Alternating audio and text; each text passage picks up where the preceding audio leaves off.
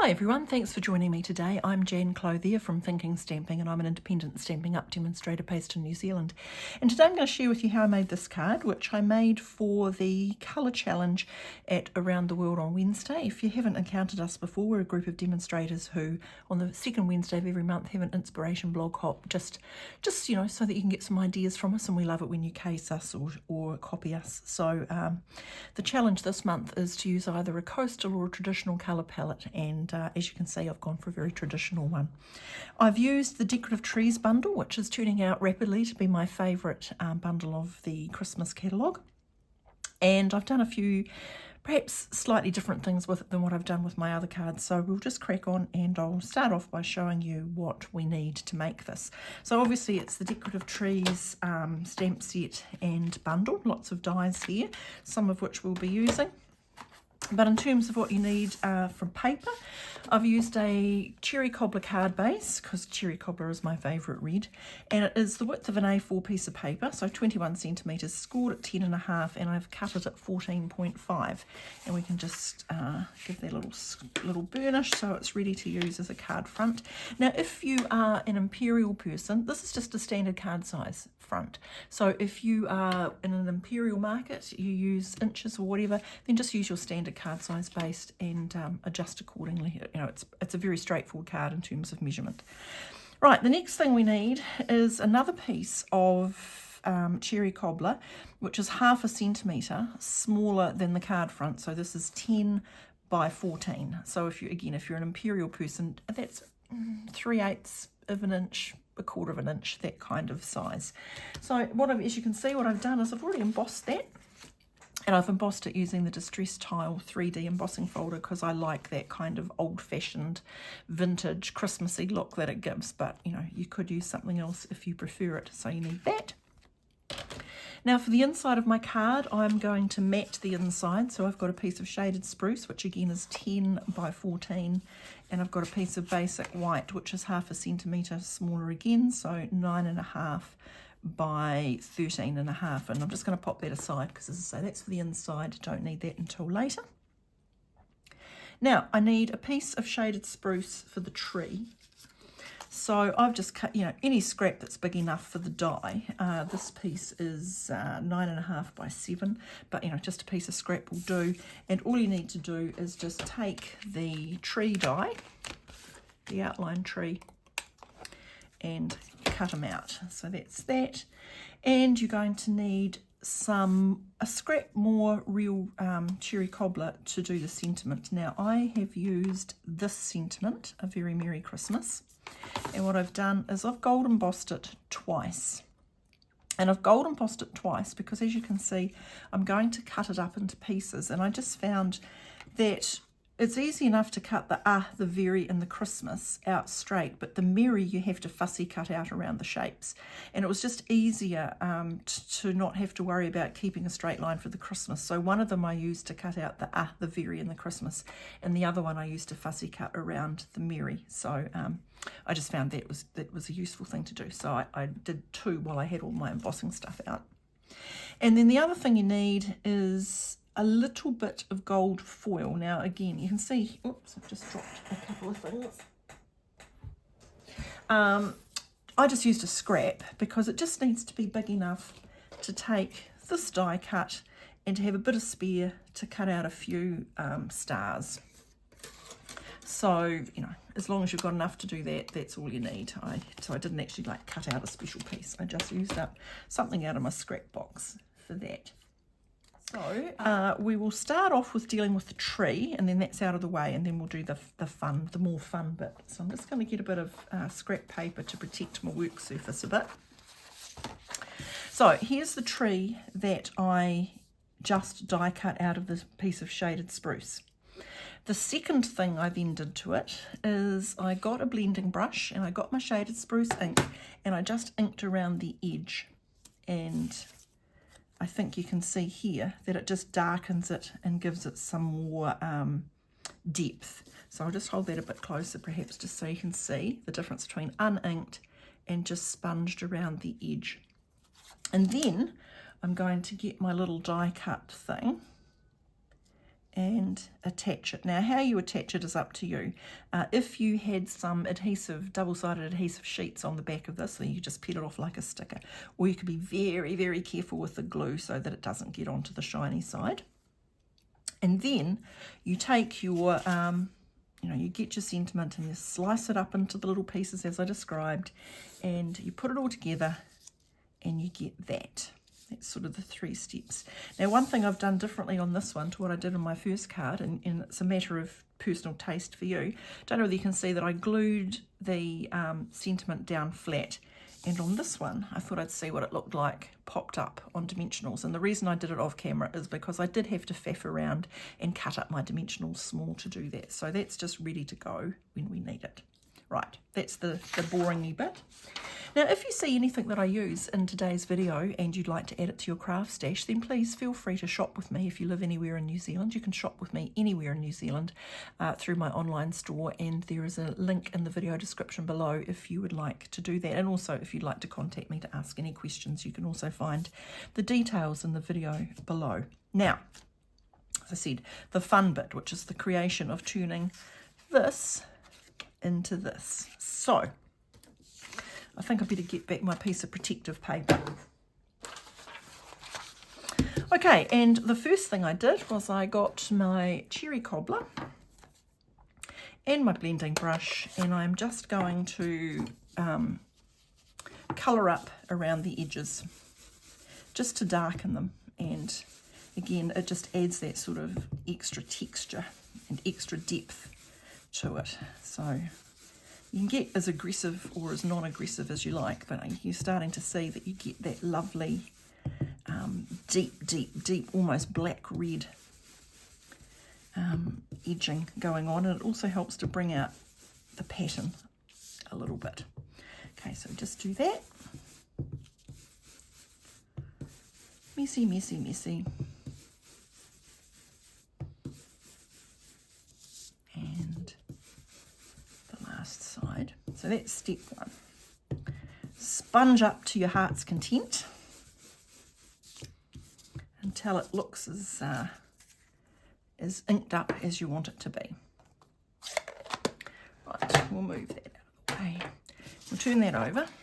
Now, the next thing we're going to do, this might seem just a little bit odd, but we are going to get a block.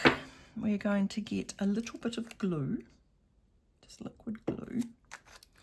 And I've just got an old water painter here, and I'm just going to ooze out a bit of water. So I'm going to make my glue a bit sloppy. So it's gluey, but also wet. In fact, I may have been a bit zealous on the wetness there. I think I would like it a little more gluey. So we'll just add a bit more in.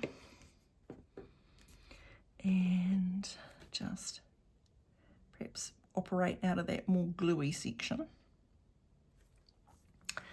And ideally I should have put like a cloth all around my desk, but I haven't, so we'll just have to risk it. And now I'm just going to get some of that sloppy glue and just get it going over this. And what this is going to do is it's going to provide a little bit of gluey splat that my embossing powder is going to attach itself to. Well, that is the plan.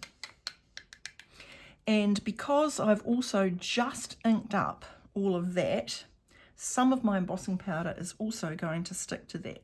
So what's going to happen first up is it's going to look like one atrocious mess. And then, if we're lucky, things will turn out okay. So let's just see what's going to happen here. I'm going to move out that one, because what I want to do here is put my embossing powder on it. So I want it to be relatively clean. Embossing powder, where have you gone? Ah, there you are. So here we go, my nice metallic gold embossing powder. And this is the messy bit, so here we go, sprinkle it all over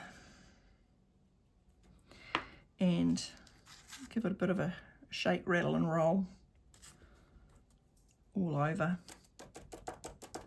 Now that does look a mess, and we do not want it to be like that, so we're going to start flicking off as much as we can. Oh boy, am I going to have a mess to clean up. As you can see, the glue is, the embossing powder there is sticking to those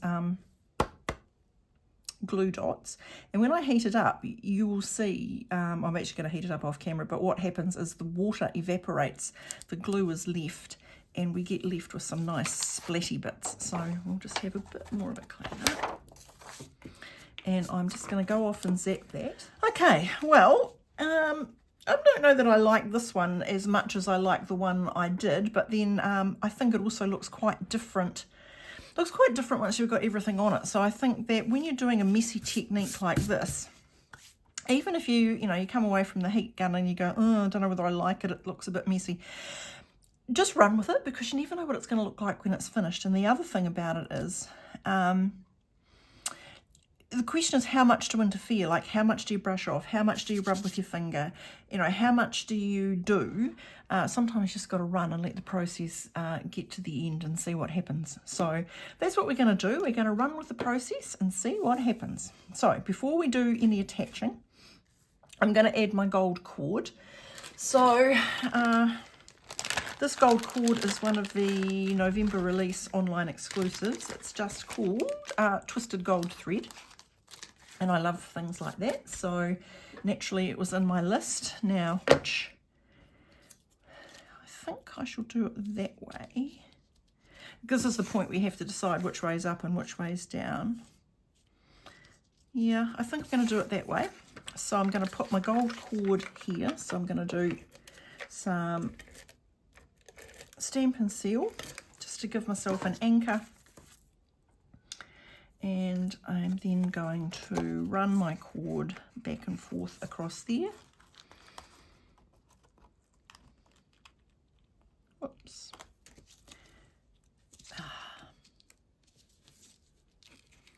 Right back, and whoops, back.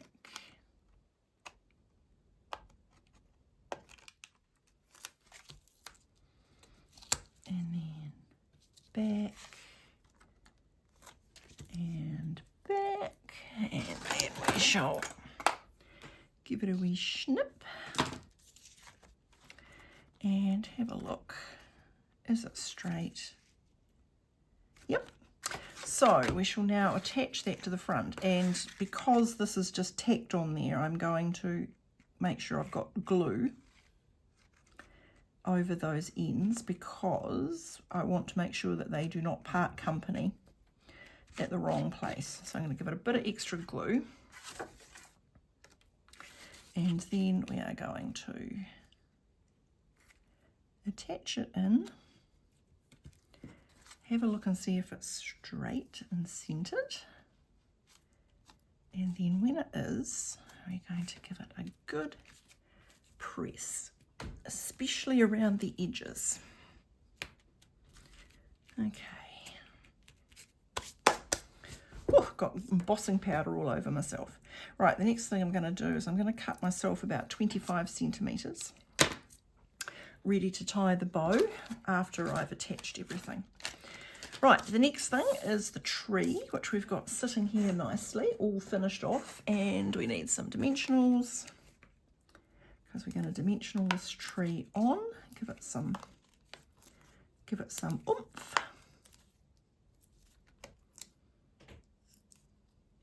I think that's about where the tie will be, so I'm not going to put any dimensionals just there, because I think that's where the cord will go, but could be wrong about that. Get my tweezers, okay, line it up, and is that straight? Yes, so when we're happy it's straight, we'll give it a press, get those dimensionals going, and then we are going to slip that piece of cord, that 25 centimetres underneath there, and give it a tie. I quite like there to be an exuberant bow, but can always trim it off if it's too long. Okay, perhaps we'll just give it a little snip. Right, and then if you want to, this is entirely optional. I thought it looked quite nice with a few extra stars popped around. So really it's up to you whether you include them and where you put them and whether or not you're even going to use them. But I am, because I kind of like the Starry Universe sky look that's going on. So a little dibble of glue. Pop on, press. Okay. So say, don't be too alarmed if you're making this background and it just seems like a complete messy disaster.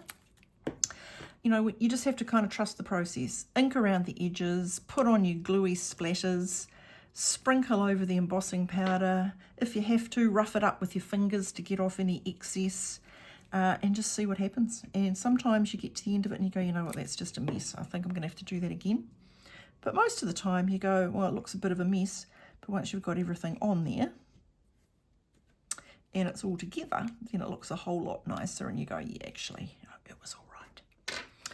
Okay, so there's the front. Now, what are we going to do on the inside? Well, as I said, tucked away over here, we've got a piece of shaded spruce and a piece of white to matte in. I'll just show you what I did in here. I did that. I matted it. I used... in the stamp set, you've got the outline and the fill-in, and I just used the fill-in by itself once, stamped it off a second time, and then I had some extra gold stars, and so I just popped them in there. But, you know, you can experiment and do whatever you like on the inside. Anyway, that's how I made this card, and if you would like to have a go, please do, and if you have any questions, please feel free to get in touch with me. So you can contact me in the details in the video description below, and also if you live anywhere in New Zealand, you're welcome to add anything I've used today to your craft stash by shopping with me at my online store.